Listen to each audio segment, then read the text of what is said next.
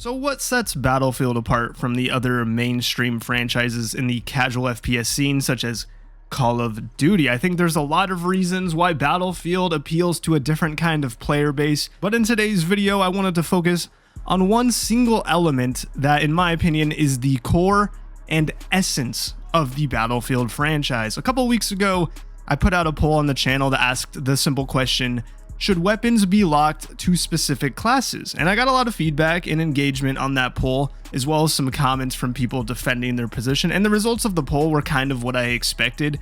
91% for yes and 9% no, give me freedom. But I wanted to take it a step further and get some feedback, from people who don't watch my channel. So I went to the Battlefield subreddit and posted the exact same question, and this post kind of blew up.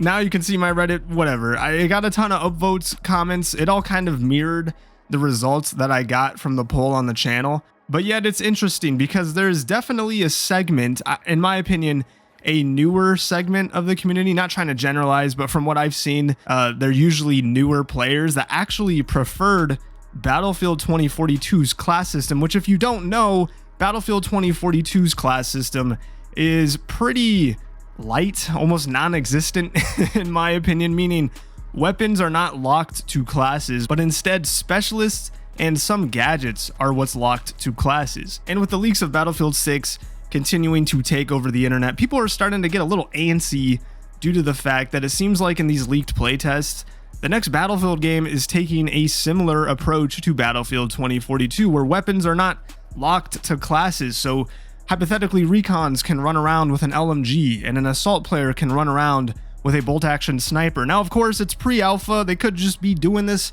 to test the game. In fact, I hope that's the case, but we do live in the reality where DICE and EA could choose to commit to the unlocked weapon type of class system that they introduced with 2042.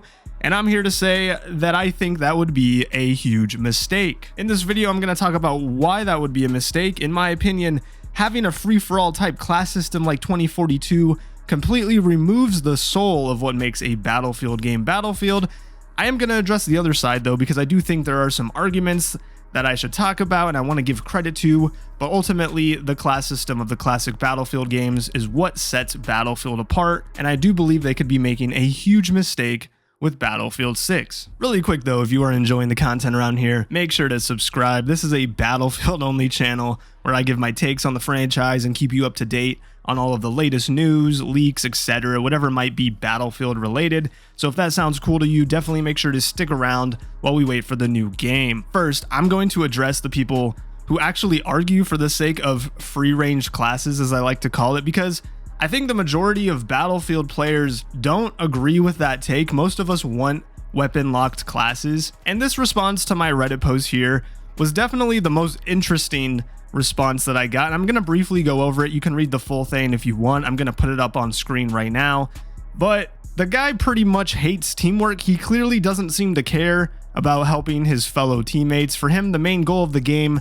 is to get as many kills as possible, and in his words, it's his fantasy in the game to run around and kill people on a large scale, which is honestly fine. Play the game however you want, dude. If that's why you like Battlefield, I'm not gonna judge you for that. I would be lying if part of the appeal of the game to me wasn't the same thing. I like doing well at the game and getting kills and going on sprees and hitting flanks. It's definitely fun, right? Like, if that's what you like, I'm not gonna shit on you for it. Now, would I want you on my squad?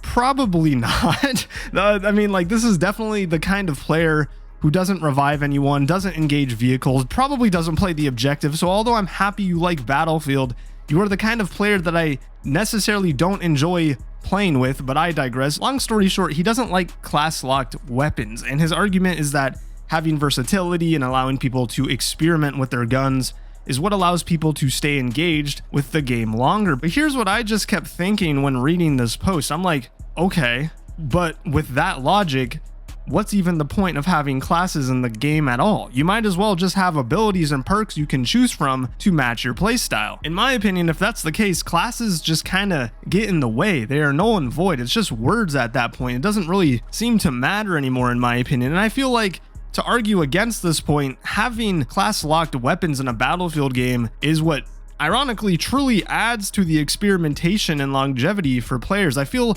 like a lot of people will say, oh, players just pick classes for the guns, as if that's somehow a bad thing. I agree, yes, some players will choose to play assault because they want an automatic assault rifle. That's valid, but that's not the only reason. There are many different reasons why you may gravitate to playing a certain class. Some people like stealth, and the idea of playing recon is fun to them. Other people, like me, like pushing the objective and being on the front lines, so thus assault appeals to them. But what's interesting is because of this blending of reasons why you may choose a class, this actually allows players to discover new weapons and team play abilities that they otherwise wouldn't have. A good example of this is I've never really gravitated towards the support or like medic type class for Battlefield games. I've always preferred to play assault or even engineer. I love being on the front lines and pushing the objective, being up close and personal with the enemy team. And then with engineer, classically, you could get an SMG mixed with an RPG so you could combat enemy tanks and repair your own, and that was always just kind of my playstyle, very aggressive and front lines. But when Battlefield 5 came out, the SMGs were locked to the medic class for the first time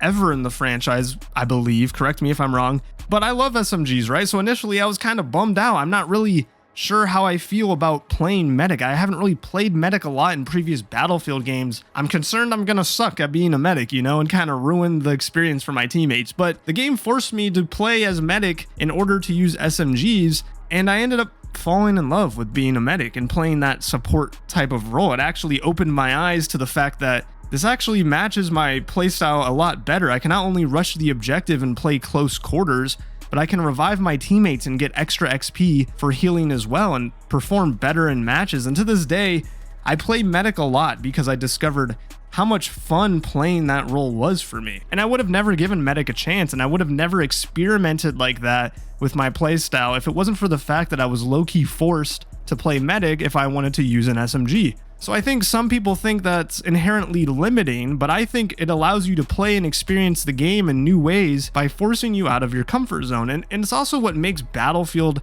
as a game unique. Almost every other shooter on the market does universal weapons, and if you want that, then you have plenty of options to play that sort of game. Obviously, biggest one being Call of Duty, but this is the appeal of Battlefield. It's different than the other shooters. The classes and restrictions from previous titles reinforce the class roles and team play. It's what makes Battlefield feel like Battlefield. Battlefield 2042, when that game launched initially with no classes, the game just wasn't Battlefield at all. It's really hard to explain if you weren't playing it when that game came out, but it was 100% just a hero shooter with 128 players, okay? There's no incentive to play a certain role in that game. You could just feel it when playing a match. Everything was out of whack. The infantry and vehicle combat was weird. I felt like I never was getting revived, but when they eventually brought back the class system, although it's still honestly like a weak sauce version of classes in my opinion, the game regained some of those Battlefield vibes like almost immediately. Like players just naturally played the game differently, and you could feel the team play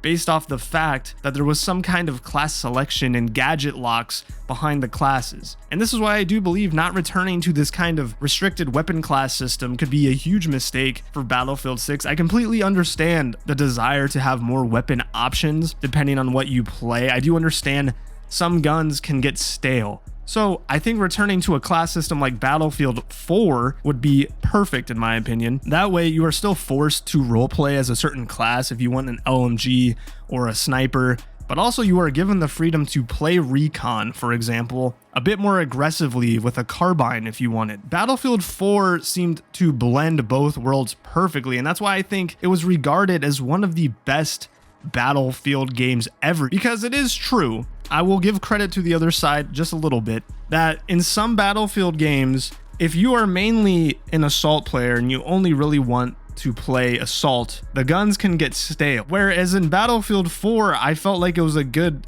blend, because in Battlefield 4 there was, you know, certain kinds of classes or weapons locked to classes, but also you've never felt like in Battlefield 4 that you were running out of options or things to unlock. In fact, I mean, that game, I don't even think I've unlocked every single weapon in Battlefield 4. I've been playing that game since release. So yeah, Battlefield 4's weapon count is just impressive in general, but the way you felt playing each class, you never felt like super restricted, but it was restricted enough to give your class a role that 2042 in my opinion just doesn't give you. I am really curious to hear what you guys think though. Drop a comment below. Should weapons be locked to specific classes with Battlefield 6? Or should they just keep the system from 2042, and should every class be able to carry every single kind of weapon and maybe just lock the gadgets and abilities to certain classes? Again, if you would disagree with me, agree with me, please just let me know in the comment section down below. I would love to hear your opinion on that. But if you made it this far in the video, I really do appreciate it. If you enjoyed the video, make sure to hit the like button. It does truly help me out a lot. And again, if you're enjoying the content around here, make sure to hit that subscribe button. Again, Battlefield 6, it's on the horizon, man. You can like see it over the hill. It's like almost, it's right there. So super excited. I'm going to be keeping the videos coming for you guys. But until the next video, my name is Sam. Hope you have a good one. Bye.